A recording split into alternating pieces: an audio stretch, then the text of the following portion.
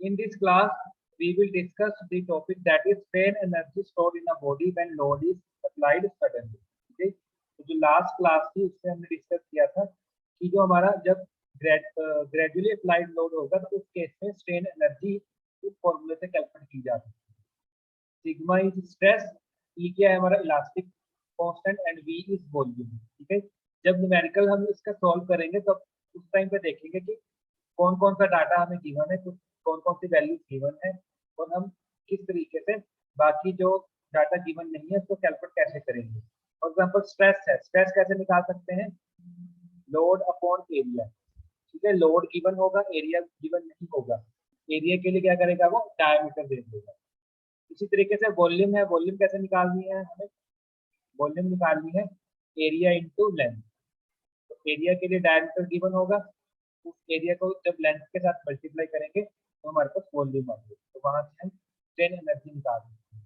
Similar जो आज topic है वो उसमें चेंज क्या है, हमारा लोड कंडीशन चेंज है दैट इज अप्लाइड सडनली। ठीक है, तो अब देखो जब हमने ग्रेजुअली अप्लाइड किया था तो उस केस में जो हमारा लोड एक्सटेंशन डायग्राम था वो किस तरीके से बना था, इस तरीके से ट्रायंगल शेप।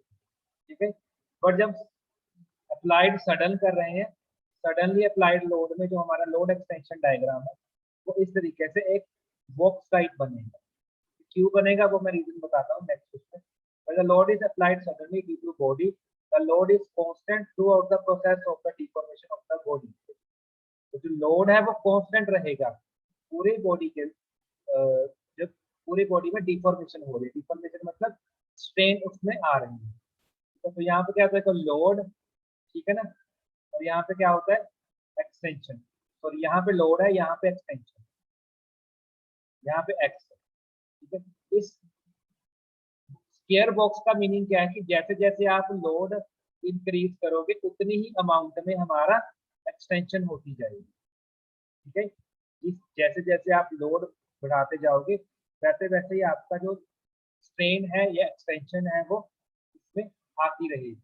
तो अगर हम इस पूरे बॉक्स को कैलकुलेट करेंगे तो ये हमारे पास क्या बनेगा, स्क्वायर टाइप बनेगा। ठीक है, जैसे नेक्स्ट लास्ट क्लास में क्या था, जो लास्ट टॉपिक में उस केस में हमारे पास क्या था, जो हमारा ये डायग्राम है वो एक ट्रायंगल की शेप में बनता है। ठीक है, अब मैं डायग्राम की तरफ चलता हूँ, डायग्राम से कैसे हम स्ट्रेन एनर्जी कैलकुलेट करनी है। सारा जो इसमें टॉपिक है वो सिमिलर वही है, बस चेंज क्या है यहाँ पे डायग्राम। ठीक है, डायग्राम की तरफ देखो, डायग्राम में क्या देखो, यहाँ पे लोड है हमारा और यहाँ पे क्या है एक्सटेंशन, डेल्टा एक्स क्या है हमारा एक्सटेंशन। ठीक है, जैसे जैसे हम लोड बढ़ाएंगे वैसे वैसे हमारा इस बॉडी में क्या है एक्सटेंशन आती रहेगी। ठीक है, तो डाटा जो हमारे पास गिवन है वो क्या है हमारे पास, देखो पी क्या है, अब हमारा पी सडनली अप्लाइड लोड, जो कैपिटल पी है वो हमारा क्या बन गया, सडनली अप्लाइड लोड। बट जो लास्ट टॉपिक था उसमें क्या था, ग्रेजुअल अप्लाइड लोड। एल क्या है हमारा, length of the bar, capital A is area of the cross section. ठीक है, वी इज वॉल्यूम, वॉल्यूम कैसे निकालेंगे, area into length. Capital E क्या है, यंग्स मॉडुलस। एक्स क्या है हमारा, extension of the bar. Sigma क्या है, stress induced by suddenly applied load. और यू क्या है, तो स्ट्रेन एनर्जी स्टोर। ठीक है, सारी चीजें सेम है, बस हमें यहाँ से जो स्ट्रेन एनर्जी निकालनी है।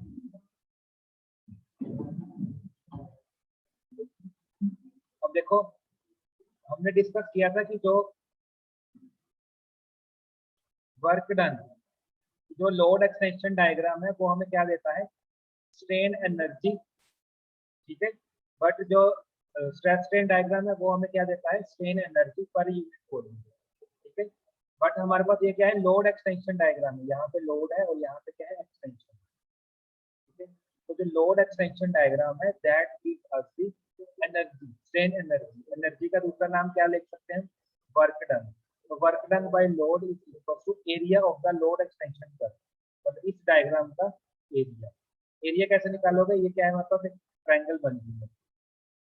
ठीक है, इसकी लेंथ इनटू ब्रेड्थ, तो ये अगर लेंथ है दिस इज ब्रेड्थ। ठीक है, तो एरिया हमने कैसे निकाला, लोड इनटू एक्स, या area of the sphere that is O A B C. तो यहाँ पे स्केयर बना लो, चाहे इसको रेक्टेंगल लेके चलो, तो वो हमारे पास क्या आएगा, P x, length into breadth. ठीक है,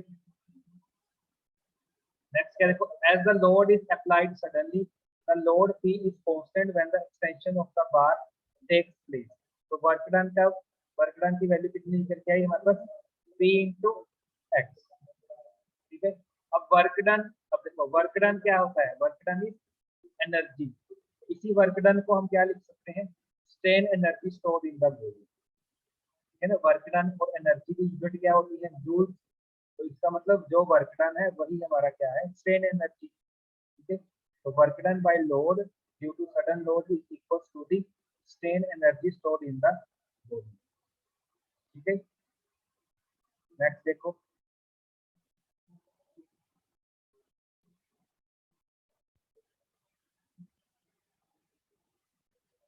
अब एनर्जी, एनर्जी किसके इक्वल आएगी, वर्क डन। वर्क डन कैसे निकाला हमने, लोड एक्सटेंशन डायग्राम का area, that is P into x. ठीक है, अब पी क्या है हमारा, देखो पी इज लोड। लोड कैसे कैलकुलेट कर सकते हैं, स्ट्रेस इंटू एरिया। ठीक है ना, देखो स्ट्रेस क्या होगी हमारी, लोड अपॉन एरिया। ठीक है, अगर मुझे यहाँ से लोड निकालना है तो क्या लिख सकते हैं, स्ट्रेस इंटू एरिया। तो स्ट्रेस इंटू एरिया क्या आ गया हमारे पास, लोड आ गया। ठीक है, उसी तरीके से स्ट्रेन कैसे निकालते हैं, देखो स्ट्रेन कैसे निकालते हैं, चेंज इन लेंथ या change in dimension upon original dimension. ठीक है, अगर मुझे यहाँ से चेंज इन डायमेंशन निकालना है, क्या करेंगे, स्ट्रेन को लेंथ के साथ मल्टीप्लाई करेंगे। तो स्ट्रेन को लेंथ के साथ मल्टीप्लाई करेंगे। ठीक है, तो यहाँ से हम क्या लिख सकते हैं, स्ट्रेन को लेंथ के साथ मल्टीप्लाई किया, स्ट्रेन को क्या लिख सकते हैं, व्हाट इज स्ट्रेन, स्ट्रेन को हम लिख सकते हैं सिग्मा अपॉन ई। और ये कहाँ से आया हमारे पास, हुक्स लॉ से। ठीक है ना, ये क्या था हमारा, जो जो हमारा इलास्टिक कांस्टेंट था वो क्या होता है, it is the ratio of stress upon strain, stress upon strain. तो अगर मुझे यहाँ से स्ट्रेन निकालनी है तो मैं क्या लिख सकता हूँ, सिग्मा अपॉन ई। ठीक है, तो देखो यहाँ से दोनों वैल्यूज निकाल ली, एक पी की वैल्यू निकाल ली, पी की वैल्यू कितनी है, सिग्मा इंटू एक्स, और एक्स की वैल्यू कितनी है, sigma upon E into x. ठीक है, इन दोनों की वैल्यूज को आपने इस इक्वेशन में, इक्वेशन नंबर 1 में पुट कर, पी की वैल्यू को भी यहाँ पुट करेंगे और एक्स की वैल्यू भी यहाँ। ठीक है, तो ये क्या है हमारे पास, इक्वेशन 1 है, किसकी इक्वेशन है, energy stored in the body. Energy stored in the body देखो कैसे आएगा, पी की वैल्यू कितनी है, सिग्मा इंटू एक्स, तो हमने क्या लिख दिया, सिग्मा इंटू ए। एक्स की वैल्यू कितनी है, sigma upon E into L, sigma upon E into L. तो ये हमारे पास है एक्स की वैल्यू, बस यहाँ पे मल्टीप्लाई करना है, मल्टीप्लाई करके देखो क्या बनता है हमारे पास।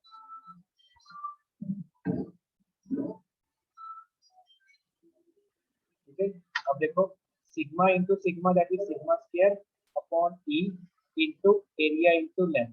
अब एरिया इंटू लेंथ क्या होता है, वॉल्यूम।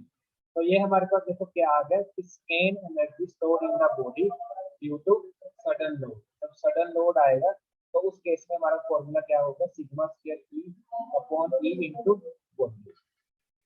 ठीक है,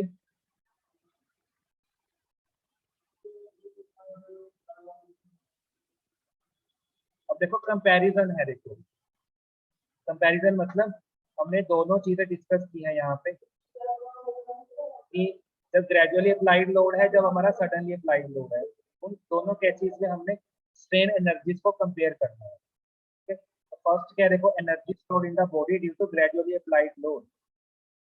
ठीक है, जब हमने ग्रेजुअली अप्लाइड लोड किया उस केस में स्ट्रेन एनर्जी हमारी कितनी निकल के आई, sigma square upon 2e into volume. 1 हमने क्यों लिखा, क्योंकि हम केस को अलग अलग ले रहे हैं, क्योंकि पहला केस क्या हमारा ग्रेजुअली अप्लाइड लोड था, यहाँ पे हमने 1 लिखा, और स्ट्रेस को भी हमने क्या लिखा यहाँ पे 1। सेकंड क्या है, energy stored in the body due to sudden load. अब सडन लोड को हमने सेकंड केस दिया है। ठीक है, यहाँ पे जो स्ट्रेस है उसको भी हम क्या लेके चल रहे हैं, 2 लेके चलते हैं, सिग्मा 2। अब इनको कंपेयर करना है, तो हमने क्या किया, यहाँ पे इसको डिवाइड कर दिया। ठीक है, डिवाइड करने के ऊपर देखो वॉल्यूम से वॉल्यूम कैंसिल आउट हो जाएगा। ठीक है, और इस ई से ये ई कैंसिल आउट हो जाएगा। ठीक है, तो हमारे पास क्या बचा, सिग्मा 1 स्क्वायर अपॉन 2। ठीक है, और यहाँ पे क्या बचेगा देखो,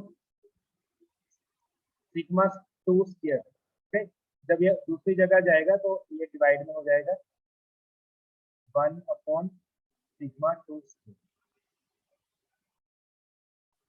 इस तरीके से। ठीक है, अब हम देखो क्या लिख सकते हैं, जब दोनों स्ट्रेसेस सेम है, सेम स्ट्रेस है, तो सिग्मा से सिग्मा कैंसिल हो जाएगा, तो यहाँ से हमारे पास क्या आ जाएगा 1/2y।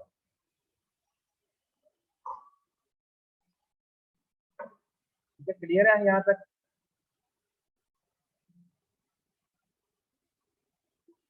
Yes sir. That means यहाँ से हम कहना क्या चाहते हैं, तो मेन कंक्लूजन क्या निकला हमारा यहाँ से कि देखो दोनों का रिलेशन यहाँ से क्या निकल के आया हमारा कि u1 upon u2 equal to half. ठीक है ना, यहाँ से क्या रिलेशन निकल के आया, u1 upon u2 is equal to 1/2। तो यहाँ से क्या मतलब निकल के आया कि u2 है, u2 is equal to 2 times u1। और what is u2 and u1? u2 हमारी है जब हमारा gradually sorry suddenly applied load है। ठीक है ना, तो यहाँ से हमारे पास क्या निकल के आया कि जब हम सेम कंडीशन रखेंगे और जब हम gradually applied suddenly applied load रख रहे हैं, तो उस केस में स्ट्रेन एनर्जी हमारी क्या आएगी, 2 टाइम्स आएगी। ठीक है, जब सारी कंडीशन सेम है, सेम लोड है, सेम जो हमारे पास स्पेसिमेन सेम है। ठीक है, तो बस लोड कंडीशन चेंज करनी है। जब हमारे पास क्या है, U2 क्या है हमारा, सडनली अप्लाइड लोड, तो strain energy due to suddenly load is equals to the twice by strain energy produced due to gradually applied. जब सारी कंडीशन सेम है, बस लोड चेंज कर रहे हैं, तो उस केस में क्या होगा, सडनली अप्लाइड लोड में हमारी जो स्ट्रेन एनर्जी है वो 2 टाइम्स है हमारी ग्रेजुअली अप्लाइड लोड। ठीक है, ये तो कंपैरिजन आ गया हमारा स्ट्रेन एनर्जी में। सेकंड जो कंपैरिजन है वो हमें स्ट्रेस में निकालना है। ठीक है, क्योंकि ये जो फॉर्मूला था ये डायरेक्टिव क्वेश्चन में यूज होने, तो वहां पे कंफ्यूज ना हो आप, इसलिए मैंने यहाँ पे क्या किया, यहाँ पे हम डेरिवेशन कर रहे हैं।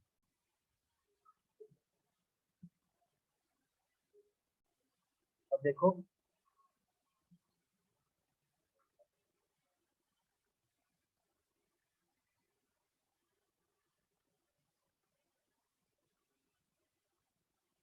तो maximum strain energy store up to elastic limit, तो हमने ये ऑलरेडी डिस्कस किया था। इलास्टिक लिमिट तक जो स्ट्रेन एनर्जी है वो कैसे निकालते हैं, sigma square upon 2e into volume.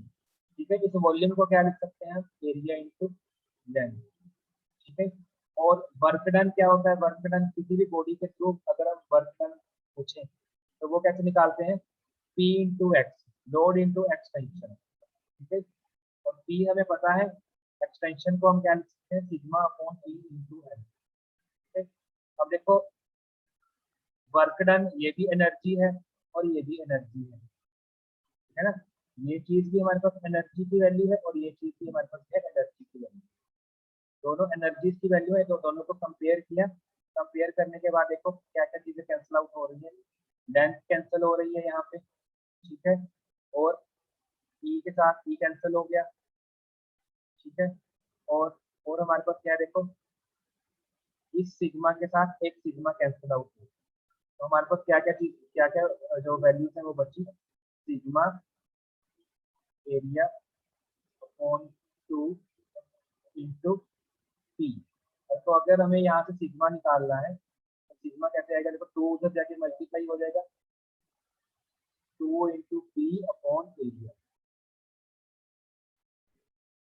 ठीक है, तो यहाँ से देखो क्या चीज निकल के आई, जो हमारा हमने डेरिवेशन की, it is clear that maximum stress induced due to suddenly applied load is twice the stress induced when the same load is applied gradually। तो स्ट्रेस भी डबल रहेगी और स्ट्रेन एनर्जी भी डबल रहेगी। ठीक है, जब हमें सडन लोड और ग्रेजुअली अप्लाइड लोड को कंपेयर करना है, तो उन दोनों केसेस में क्या रहेगा हमारे पास, जो जो स्ट्रेस है या एनर्जी है वो 2 टाइम्स रहेगी ग्रेजुअली अप्लाइड। एग्जाम्पल इस क्वेश्चन क्या है, देखो हमारे पास a tensile load of 60 kilonewton is gradually applied। ठीक है, तो सबसे पहले ध्यान से देखना कि केस कौन सा है, सडनली अप्लाइड लोड है या ग्रेजुअली अप्लाइड लोड। तो लोड की वैल्यू कितनी गिवन है, P। P मतलब 60 kilo Newton, gradually applied load. तो हमने क्या लिखा, P कितना है 60 किलो न्यूटन।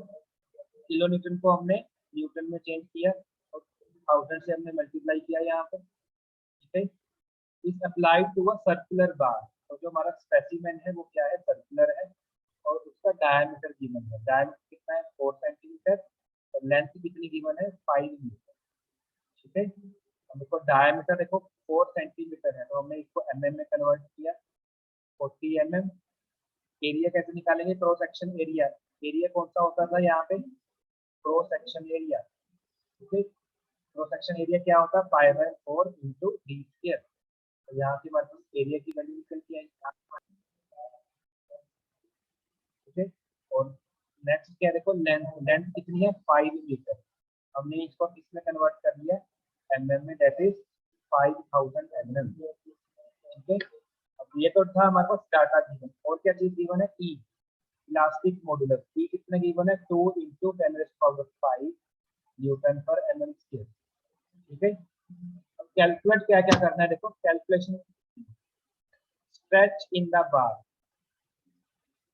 स्ट्रेच मतलब चेंज इन डायमेंशन। जब उसके ऊपर लोड लग रहा है उसके जो डायमेंशन कितनी चेंज हुई। ठीक है, स्ट्रेच। स्ट्रेच मतलब डायमेंशन चेंज कितनी हुई। तो हमें क्या निकालना है, एक्स निकालना है। एक्स क्या था हमारा, एक्सटेंशन। ठीक है ना, लोड एक्सटेंशन डायग्राम हमने डिस्कस किया था। एक्स क्या चीज थी हमारे पास, एक्स क्या वैल्यू थी, एक्सटेंशन। तो यहाँ पे देखो वही चीज लिखी है, स्ट्रेच इन द बार मतलब रोड है हमारी कितनी एक्सटेंड हुई। नेक्स्ट क्वेश्चन क्या था, stress. Stress in the road. ठीक है, तो स्ट्रेस का फॉर्मूला क्या है, सिग्मा। सिग्मा फाइंड आउट करना है। उसके बाद क्या है, स्ट्रेन एनर्जी। तो हमें strain energy one by one देखते हैं किस तरीके से इसको क्वेश्चन को सॉल्व करना है।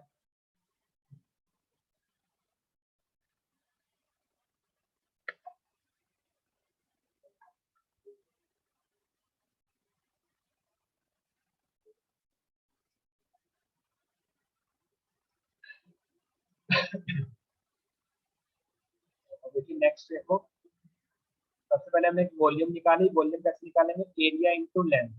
ठीक है, एरिया हमारे पास ऑलरेडी हमने फाइंड आउट किया था 405। लेंथ कितनी है 5000, तो हमने मल्टीप्लाई किया तो एरिया कितना निकल, सॉरी वॉल्यूम कितनी निकल गई 2 × 10⁶ पाई इंटू mm³।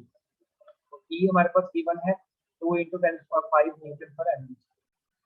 ठीक है, तो देखो एक्स। एक्स क्या थी हमारे पास, स्ट्रेच और एक्सटेंशन इन द रोड। ठीक है, और सिग्मा क्या था स्ट्रेस, यू क्या है स्ट्रेन एनर्जी। ठीक है, अब देखो स्ट्रेस कैसे निकालते हैं।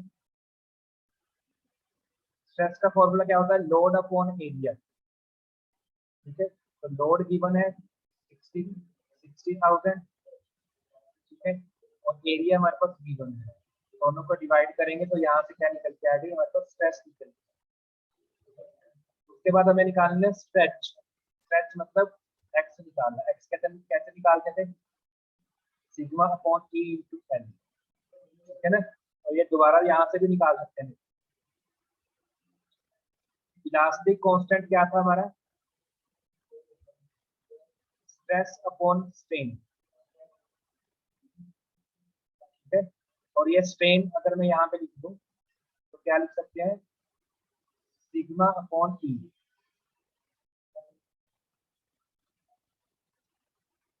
और स्ट्रेन क्या होती है हमारी, change in length upon original length equal to, इस स्ट्रेन की जगह हमने क्या लिख दिया, change in length upon original length.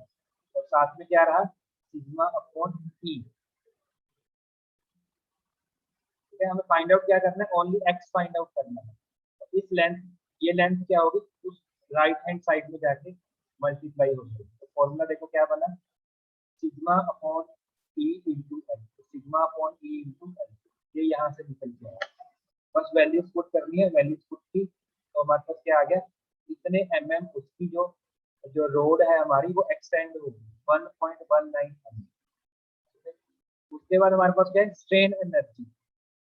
अब देखो स्ट्रेन एनर्जी है, केस चेक करना है सबसे पहले, केस कौन सा है हमारे पास, केस कौन सा है हमारे पास, ग्रेजुअली अप्लाइड लोड। तो ग्रेजुअली अप्लाइड लोड के लिए जो फॉर्मूला है वो क्या बनता है, sigma square upon 2e into volume. ठीक है, तो सारी वैल्यूज पुट करनी है। सिग्मा की वैल्यू हमने यहाँ तक रखी, स्ट्रेस की वैल्यू 47.746, इसका स्क्वायर आ गया। तो ई कितना है हमारे पास, 2 इंटू 10⁵ इंटू वॉल्यूम। वॉल्यूम कितनी है, वॉल्यूम हमने ऑलरेडी कैलकुलेट कर रखी है, 2 इंटू 10⁶ 5। ठीक है, तो यहाँ से जो आंसर आएगा वो क्या आएगा, न्यूटन, देखो न्यूटन mm में आएगा। ठीक है, एनर्जी है, एनर्जी की यूनिट क्या होती है, जूल। जूल्स को जो ऐसा यूनिट क्या है उसको हम कैसे लिख सकते हैं, न्यूटन मीटर में लिखते हैं। ठीक है, इसीलिए हमें न्यूटन mm को क्या किसमें कन्वर्ट कर दिया, न्यूटन मीटर। यहाँ तक कोई डाउट हो किसी को, नो सर। ठीक है, बिल्कुल इजी क्वेश्चन है बेटा, सिर्फ फॉर्मूलाज याद रखते हैं आपको, एक्सटेंशन का फॉर्मूला, स्ट्रेस कैसे निकालनी है और स्ट्रेन एनर्जी कैसे निकालनी है। और ध्यान किस चीज का रखना है, केस चेक करना है आपको कि सडनली अप्लाइड लोड है या ग्रेजुअल अप्लाइड लोड है। ठीक है, जो थर्ड केस है इम्पैक्ट लोड है, उसका तो फॉर्मूला बिल्कुल ही अलग है, डिफरेंट है, वो आपको पता चल जाएगा। ठीक है, बट जब आपको ग्रेजुअल अप्लाइड लोड करना है और suddenly load, sudden applied load करना है, तो वो आपको ध्यान रखना है।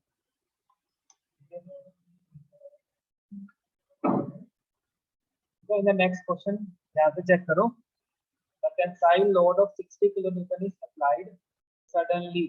पहले क्या था हमारा, gradually applied load था, अब क्या चेंज हो गया, suddenly applied load। ठीक है, तो सिर्फ कंडीशन चेंज की है, फाइंड आउट क्या करना है आपको,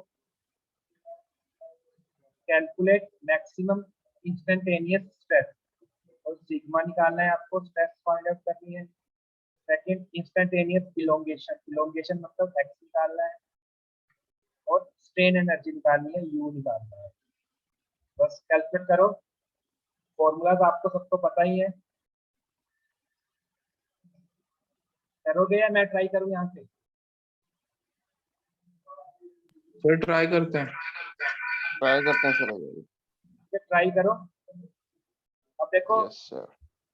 ध्यान क्या रखना है, जो स्ट्रेस है, ठीक है ना, अब हमने अभी डिस्कस किया कि जब सडनली अप्लाइड लोड आएगा तो वो उसमें 2 टाइम्स हो जाती है स्ट्रेस। ठीक है, ये ध्यान रखना है कि स्ट्रेस हमेशा ये ऐसे नहीं निकालनी है आपको, लोड अपॉन एरिया ये तब निकालनी है जब आपका ग्रेजुअल अप्लाइड लोड है। जब सडन अप्लाइड लोड है तो हमने अभी डिस्कस किया कि उसमें 2 टाइम्स हो जाती है। ठीक है, इसलिए 2 इसके ठीक है आगे सर। 2 लगा रहे, करो कैलकुलेट करो।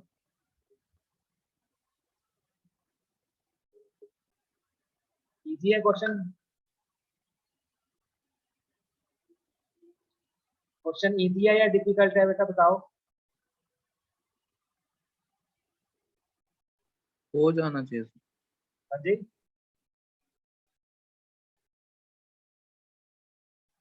ठीक है, दोबारा से देख लो क्या क्या डाटा गिवन है, एरिया गिवन है, ठीक है, लेंथ गिवन है, एक्सटेंशन गिवन है। कैलकुलेट क्या करना है, हमें स्ट्रेस कैलकुलेट करनी है और लोड। अब देखो जब हमें स्ट्रेस कैलकुलेट करनी है तो स्ट्रेस का फॉर्मूला क्या है, सडनली अप्लाइड लोड है 2 times load upon area. Area directly given है, ठीक है, यहाँ पे स्ट्रेस भी नहीं गिवन, ना ही हमारे पास लोड गिवन है, तो ये यहाँ से हम कुछ भी फाइंड आउट नहीं कर सकते। उसके बाद हमारे पास एक्सटेंशन का फॉर्मूला क्या होता है, stress upon sigma, sorry stress upon E into L. ठीक है, तो यहाँ से हमारे पास देखो स्ट्रेस फाइंड आउट करनी है हमें, ई गिवन है, एल भी गिवन है, एक्स भी गिवन है, यहाँ से स्ट्रेस फाइंड आउट होगी। उस स्ट्रेस की वैल्यू को अगर आप यहाँ पे डालोगे तो ये यहाँ से हमारे पास P की वैल्यू कैलकुलेट होगी। ठीक है, इसका सॉल्यूशन देख लेते हैं एक बार।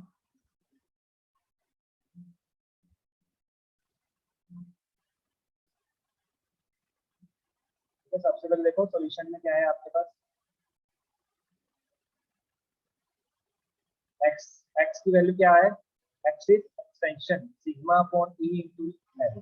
x की वैल्यू कितनी है 1.5, सिग्मा हमें पता नहीं, कैलकुलेट करना है। e की वैल्यू कितनी है 2 इंटू 10⁵, लेंथ कितनी है 3000। ठीक है, और जब यहाँ से हमने स्ट्रेस की वैल्यू निकाली वो कैलकुलेट करके कितना आंसर आना चाहिए 100 न्यूटन पर mm। ठीक है, उसके बाद हमारे पास कंडीशन क्या है, देखो सडनली अप्लाइड लोड है। सडनली अप्लाइड लोड के केस में स्ट्रेस कैसे निकालते हैं, 2 टाइम्स लोड अपॉन एरिया। ठीक है, तो अब हमारे पास स्ट्रेस गिवन है, एरिया गिवन है, यहाँ से हम लोड की वैल्यू कैलकुलेट कर सकते हैं। लोड कितना आएगा यहाँ से 50,000 न्यूटन, इसको हमने किलोमीटर में कन्वर्ट किया तो 1000 से हमने डिवाइड कर दिया, यहाँ से आंसर कितना आया 50 किलोमीटर।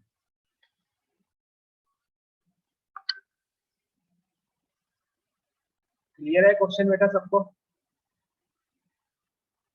Yes sir. ठीक है, नेक्स्ट क्वेश्चन भी इजी है, देखो नेक्स्ट क्वेश्चन भी आप खुद से ट्राई कर सकते हो, फॉर्मूले सेम है। ठीक है, दोनों दोनों केसेस चल रहे हैं, या तो हमारे पास सडन लोड चल रहा है या ग्रेजुअल अप्लाइड लोड, दोनों के फॉर्मूलाज आपके पास। स्टील रोड है, लेंथ गिवन है, देखो लेंथ गिवन है, यहाँ पे डायमीटर गिवन है, डायमीटर से हमने एरिया फाइंड आउट किया। एक्सियल पुल मतलब लोड गिवन है, दैट इज 100 किलो न्यूटन, तो हमने न्यूटन में कन्वर्ट कर दिया। ठीक है, उसके बाद देखो ई की वैल्यू कितनी गिवन है 200 गीगा न्यूटन पर मीटर स्क्वायर। हमने ये फर्स्ट क्लास में डिस्कस किया था कि गीगा के लिए हम क्या करते हैं 10⁹ के साथ मल्टीप्लाई करते हैं। ठीक है, तो ये हमारे पास मीटर में आ गया, न्यूटन पर मीटर स्क्वायर में, इसको हमने न्यूटन पर mm में कन्वर्ट कर दिया, mm स्क्वायर। ठीक है, कैलकुलेट क्या करना है, देखो calculate instantaneous stress and elongation. Stress find out करनी है और आपको जो स्ट्रेच मतलब इलोंगेशन फाइंड आउट करनी है। तो स्ट्रेस निकालने का डायरेक्टली फॉर्मूला क्या है 2 टाइम्स लोड अपॉन एरिया। ठीक है, तो लोड गिवन है, एरिया आपने कैलकुलेट कर रखा है, यहाँ दोनों पे डिवाइड करेंगे तो यहाँ पे क्या निकल आएगी स्ट्रेस निकल आएगी। ठीक है, इलोंगेशन कैसे निकालते हैं या स्ट्रेच कैसे निकालते हैं, सिग्मा अपॉन ई इनटू लेंथ। तो सिग्मा आपने स्ट्रेस से कैलकुलेट कर ली, लेंथ गिवन है, ई भी गिवन है, तो आपके पास क्या आ जाएगी इलोंगेशन है। ये बहुत इजी क्वेश्चन है, इसको ट्राई करना। आपके बंसर की बुक है, जितने भी क्वेश्चन आप ट्राई कर सकते हो यहाँ से मतलब करके देखना। ठीक है, तो फर्स्ट 4 एग्जाम्पल है, इसको दोबारा से सोल्व करना अपने खुद की नोटबुक में। ठीक है, फिर भी कोई डाउट होगा फिर हम नेक्स्ट क्लास में इसको डिस्कस करेंगे।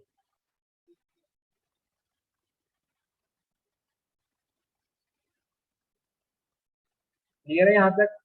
यूनिट्स का बहुत ख्याल रखना है क्योंकि यूनिट्स में ही वेरिएशन आएगी, कई बार न्यूटन mm स्क्वायर होगा, कई बार न्यूटन पर मीटर स्क्वायर होगा, इस तरीके से वेरिएशन होंगे, तो वो आपको ध्यान रखना है यहाँ पे यूनिट्स का, क्योंकि यूनिट्स का कन्वर्जन में ही इसमें क्या है, देखो 2 फॉर्मूलाज लग रहे हैं। ठीक है, 2 ही फॉर्मूला बार बार यूज हो रहे हैं, बस चेंज कहाँ पे है यूनिट्स में चेंज आएगा। ठीक है, कभी देखो किलो न्यूटन को न्यूटन में चेंज करना है, गीगा न्यूटन वाला आ गया, जैसे इसको हमने न्यूटन पर mm स्क्वायर में कन्वर्ट किया, फिर न्यूटन पर न्यूटन पर मीटर स्क्वायर में कन्वर्ट किया, फिर न्यूटन पर mm स्क्वायर में कन्वर्ट किया, तो इस तरीके की कुछ ना कुछ वेरिएशंस आएंगे।